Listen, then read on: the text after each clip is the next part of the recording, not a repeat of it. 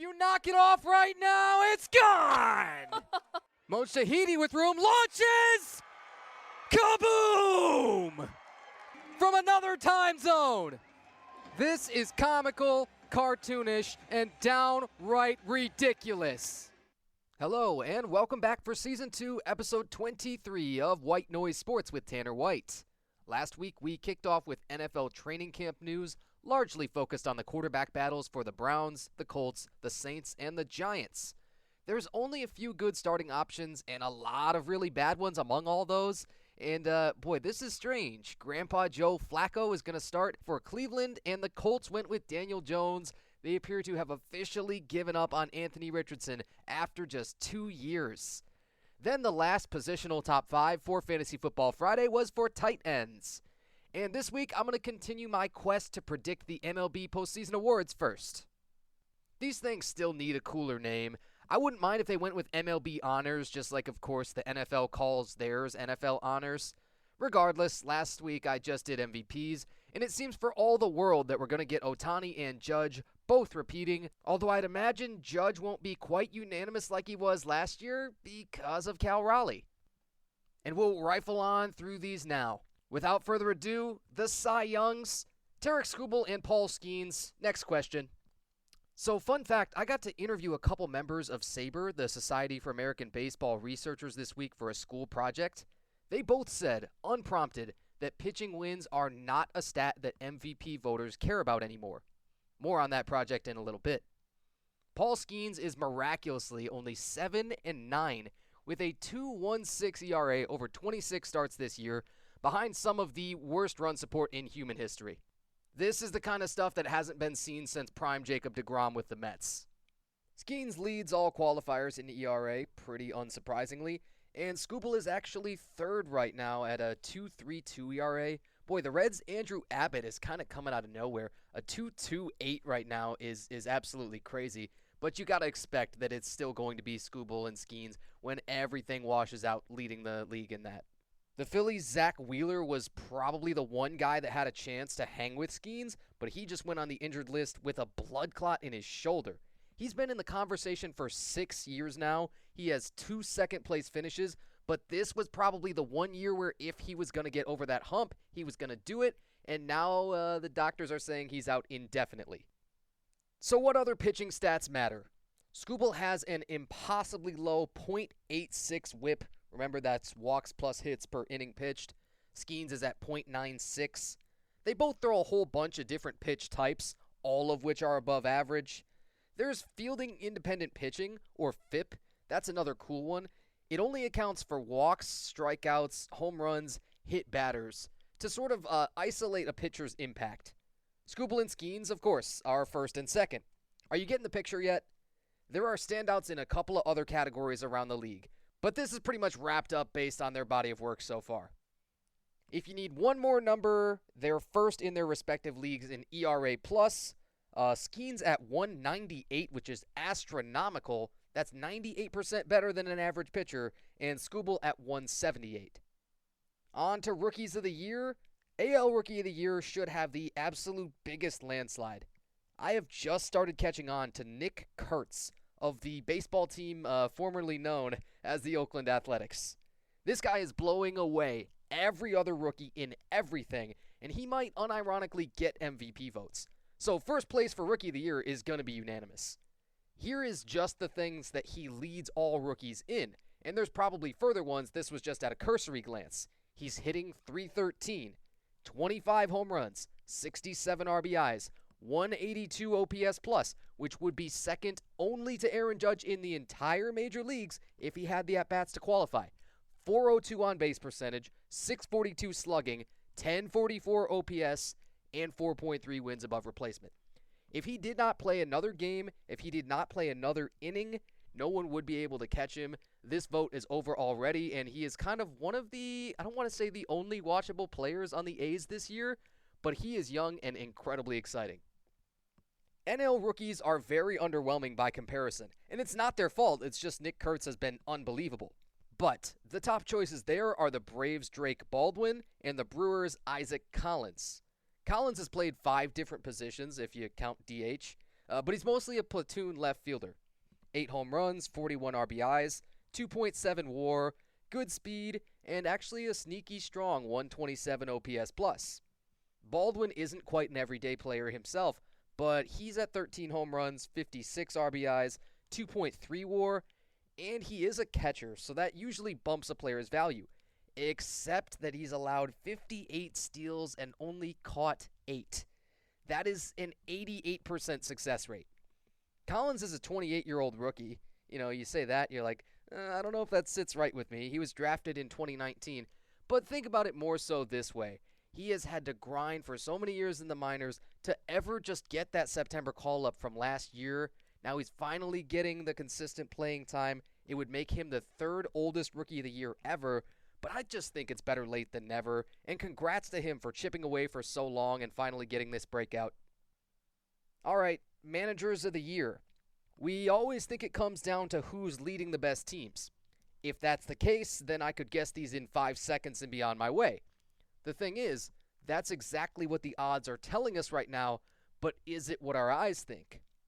Pat Murphy and the Brewers just had their longest win streak in franchise history snapped at 14 on Sunday.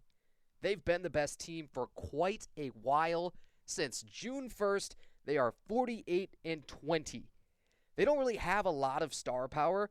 You know, 33-year-old Christian Yelich is kind of their number 1 most productive bat at this point, and I think he's been worth less than 3 WAR. But everyone in their starting lineup has at least positive WAR, and no one on the team has more than 4.3. They're just in so many ways the most balanced team. No superstars, but everybody's good. They're 3rd in runs per game. They're 4th in ERA. Murphy pushes all the right buttons, too. It's not just having good players, right? He plays all the right matchups, hence why he's my NL Manager of the Year pick and a minus 175 favorite. The only other guy that's really in the running, when you look at odds pretty much anywhere, is the Cubs' Craig Counsell. But what I think is going to hurt him, he's going to probably finish way behind Milwaukee in the same division. So I think that gap is going to widen, and this is just going to be Pat Murphy's to lose. The Blue Jays' John Schneider is minus 250 to win in the AL, meaning you'd have to wager 250 to profit 100. I really expect A.J. Hinch of the Tigers to come back and take this, just like I did last year when the Tigers had that real magical stretch. It was the Guardians' Stephen Vogt who won AL Manager of the Year last year. Yes, the AL Central is awful, but the Tigers have absolutely beat up on it too, to the tune of a 24-13 record. Partly on the back of that, the Tigers have built the biggest division lead out of anybody in baseball at 10 games between them and second place. The AL East has a 14-game gap between first and last place, which is not all that big, and Toronto only has an 18-17 division record. The Jays have a worse run differential. They haven't arguably been hit as hard by injuries, so they don't quite have as many excuses, and they're actually a game under 500 on the road. There's a world where the Yankees come from 4 games back, and they catch the Jays in the division, and I think if that happens, that's going to guarantee that A.J. Hinch actually wins this. And there's a world, of course, where the Tigers fizzle out a little, Toronto ends up being the clear best team in the AL by a big margin, and John Schneider wins this. A.J. Hinch is still my guess for now, just because the Tigers have gotten back on track. I'm still not going to do all the gold gloves, but I do want to throw a dart at the platinum gloves. There's one of these per league per year, if you haven't heard of it. It started back in 2011 in association with Rawlings, and it's a separate vote taken from among all of the Gold Glove winners. We won't know those for a while, so this is doubly difficult. Even so, I have a very good idea for the National League.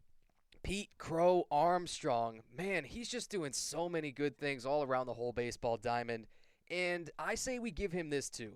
He leads the league in defensive WAR at any position, so he should probably be a Gold Glove lock. He has the most total putouts in the league at a, high volume position in center field. He's made 1 error and had 4 outfield assists. And the advanced stats, 94th percentile arm strength by Baseball Savant, 97th percentile sprint speed, and 100th percentile range. He leads the league in outs above average.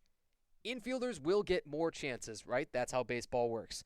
but outfielders get to be heroes. There was a ball he caught a couple of weeks ago, and I don't remember the situation in the game or the hitter or anything, but even so, it was this sinking line drive that was said to have a 0% catch probability. Figure that one out. NL Platinum Glove winner Pete Crow Armstrong has a really good ring to it. The American League is more difficult. I half-jokingly want to say Javier Baez here because the way he's locked down the outfield and continued to be solid, plus make the flashy plays when he does play third or shortstop. Center field, though, it's just a position where you get to affect a game a lot too, and when you do make mistakes, you can kind of cover them up a little bit more so. I guess I'll go with possibly the best AL center fielder here, the Red Sox Ceddanne Rafaela. He is not nearly the offensive player that PCA is, though I don't think that should ever matter to defensive award voting. It usually does with Gold Gloves, and I hate that. Advanced stats love this guy. 99th percentile range, 96th percentile arm strength, and for the traditionalists, he leads the league with 7 outfield assists. He's made 4 errors in just over 100 games in the outfield, plus 3 more in 20 games at second base. Those are not so fantastic when you look at the fielding percentage and things, but when you subtract all the bad out and you add the good back in, you realize he comes out way on top. He can fly, he covers a ton of ground, and assuming he makes the Gold Glove cut, I think Ceddanne Rafaela is also going to be my pick for the AL Platinum Glove.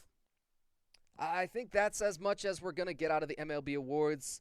The All-MLB team and the Edgar Martinez and Hank Aaron awards and those kind of things, the newer or more, I don't want to call it minor stuff, but kinda, it's just not super interesting, and they're so often repeats of stuff that's already been awarded. Maybe if we're into September and I don't have enough, fantasy football and stuff to talk about, then I'll try to do Gold Gloves and Silver Sluggers, but I lean more and more toward that not being worth it all the time. Here is a fun baseball fact that I know, unrelated to awards, and I have to credit my master's program. If you ever need to get in touch with the MLB chief historian, and trust me, I didn't think I was going to have to either, but if you do, it's really not that difficult at all. You can just Google this guy's name and email, and if you're nice and polite, you might get an email back the next day. That's exactly what I did for that aforementioned data journalism project. I needed some interview subjects for a project on the statistical history of the MVP award.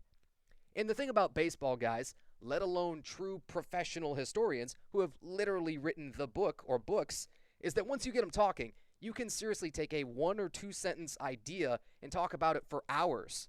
If I pose something like, oh, what do you think about count stats versus rate stats? I mean, that could turn into this massive, massive spiel, and it's all super interesting. I didn't end up getting to interview the actual chief historian. He said he couldn't exactly answer what I wanted given his position, but he did recommend somebody to me who did take an interview, and they led me to another someone, and I never could have expected that. In fact, I was really sweating bullets when I learned I needed 4 interviews, and then they were supposed to all be experts in the field, and I'm thinking, how am I going to have any kind of shot at accessing somebody like that? There's really no organization I could have gone to better answer these questions, because Saber literally created some of the stats that are at the forefront of the MVP debates today. The funniest part about them is when you ask for an MVP season that jumps out to them, like I did, of course, a season that was strange or maybe that they thought was a bad choice where somebody else should have won, they can pretty much tell you instantly the year, how close the vote was, who won, who came second, and most of the stat lines. I might publish that whole project on my LinkedIn when I'm done and maybe even link a copy in an episode here at some point. It was pretty ambitious to start with, and I think it's going to end up being really cool. I've had to trim a lot of things because there are, 1,000-page encyclopedias that could have been written about exactly this topic. But even so, synthesizing everything the experts have said, I think I'll have a lot of interesting insights. Anyway, I won't consider that a tangent because of, how cool I think it is, to be honest with you. I will say the MLB is not the only baseball that's starting to get played right about now. I just started seeing a whole bunch in my social feeds about the Women's Pro Baseball League, and I thought they had some really good content. I normally don't say that too. I'm much more prone to saying that this, and that, really need improving, and their branding is off, and having a good deal of actual formal education on this, specifically on social media, I kind of have an eye for it. So looking into the league, I have trusty Wikipedia to tell me that it's the 5th attempt at a women's pro league in the US and the first since 1998. Besides their socials, there's a few things that I really like about their plans. They're gonna play 7-inning games. I don't think that makes it too similar to softball. I really just think it makes the game go reasonably quick and it holds attention better whether you're watching in person or on TV. They're gonna try to get their games aired nationally, because we all know what a disaster regional sports networks are right now, and it's only going to keep getting worse. If they have TV deals that are already in place, I couldn't find those. It seems like they're still trying to work them out, but it's probably worth the upfront cost so that you really get people watching and talking about it. They're going to use aluminum bats, which is another great choice. Honestly, I would still like to see pro baseball somewhere where maybe you have just the infielders and the pitchers wearing helmets, and you let people swing aluminum bats just to see what the exit velocity could be and the home run distance and rate and all of that. These tryouts are being held at the Nationals Park in DC, which is another nice touch for the grandiosity of it all. Then I believe they're going to play their games in minor league and or college stadiums. That lets them keep tickets down, and they could probably fill those up pretty well. There's no substitute for entertainment. So what I would love to see is them to go full Savannah Banana style with their entertainment. I've worked the last 3 summers in a college wooden bat league for a team that does a really good job of this. Every single half inning, there's some kind of entertainment. There's fan cams, there's sing-alongs, there's performers, on-field games with a really good on-field host to get people into it.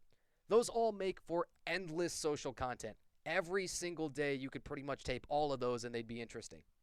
After tryouts, they're going to draft in October, and you can find most of this information on the FAQ portion of their website, which I'll link. It's more of a short exhibition than it is kind of a full season at first, similar to Athletes Unlimited softball. 4 weeks of regular season, a week for the All-Star break, and 2 weeks for the playoffs. As long as it's done right, it should be cool. Now, the player I'm most interested to watch is Monet Davis. Seeing that name on their socials as one of the players coming to tryouts, it unlocked some memories that I didn't know I had. I've watched the Little League World Series on and off for a long time, never all the way through really, but I certainly remember her run in 2014. And I didn't remember all the specifics, but that, she would start on the mound and be in the lineup, and she got a few hits, and she would throw harder than the boys her age, that kind of thing. Now that I read more, it's such an awesome story too. She was the first Little Leaguer, period, to make a magazine cover, and of course it was Sports Illustrated. She threw a 2-hit shutout against a team from Nashville as, I think, a 13-year-old playing 14U. And now over 10 years later, she's going to get her first shot at going pro. I saw a video of her throwing out the first pitch at a Nats game last week, and, it was pretty casual, but it did look like a strike. She played college softball for a couple of years, and she's still younger than me. She's still probably right in the middle of her physical prime, and in a really good spot to be the face of the league. I hope everything is executed right and the on-field product is good because the niche is so open for anything in baseball other than the MLB. And another week down. I'll link that powerlifting meet for you in the description as soon as I have a link myself. It's the USAPL Iron Games meet held in Traverse City. I mentioned last week that this is a new federation for me to cover, which never means a lot in practicality, but there are a ton of politics around the sport. That's why you can just stick me in the corner with my headset on and let me do my thing sometimes. I think we're planning to be live on both Twitch and YouTube, which is a relief. I just said it last week. I gave a pretty long treatise on that, but YouTube is the easiest platform in the world, and if you have a choice, you should probably go with it. I'll definitely try to put in a new intro and outro for next week. As I'm hearing the current one, it's kind of getting stale, and I've been known to change them pretty often. I'm sure there's good sound bites from all the powerlifting and strongman stuff that would fit pretty well. Plus, I should be getting a lot of new stuff with all the fall sports hitting soon. Whether you're coming back week after week or you're pretty new here, we are happy to have you. I will challenge you again to share this episode and the whole show with somebody you know that might like it. There's going to be plenty of Fantasy Football Fridays coming up, and my track record on those picks is pretty good. And when it comes to predicting anything else, I do my best, but I don't want to talk about it. You know I plug the socials every week around here. Instagram, TikTok, Threads, @TheVoiceOfTanner. X, just Voice of Tanner. YouTube is the whole thing spelled out with spaces. Leave a like, comment, and share, and I'll catch you next week. This has been Season 2, Episode 23 of White Noise Sports with Tanner White. Thanks for joining me. Oh, no. Oh, you knock it off right now. It's gone. Mo Shahidi with room launches. Kaboom! From another time zone. This is comical, cartoonish, and downright ridiculous.